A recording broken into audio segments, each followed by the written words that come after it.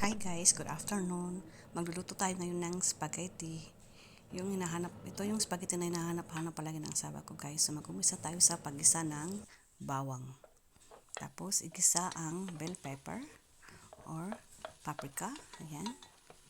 Tapos 1 kilong karneng giniling. Ayan. Kahit anong giniling gusto nyo guys. Tapos half teaspoon na paminta. Ayan.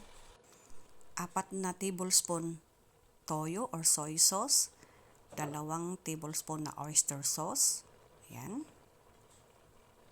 Tas, haluin lang siya. Tas, 1 kilo or 1,000 grams tomato sauce. Ayan. Haluin ulit. Tas, mag-add ng 200 grams sour cream or heavy cream. Half can of condensed milk. Ayan.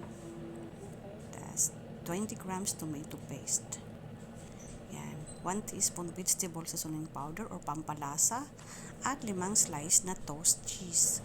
Ayan. Then, nag-add ako ng extra cheese. Optional lang po yan guys.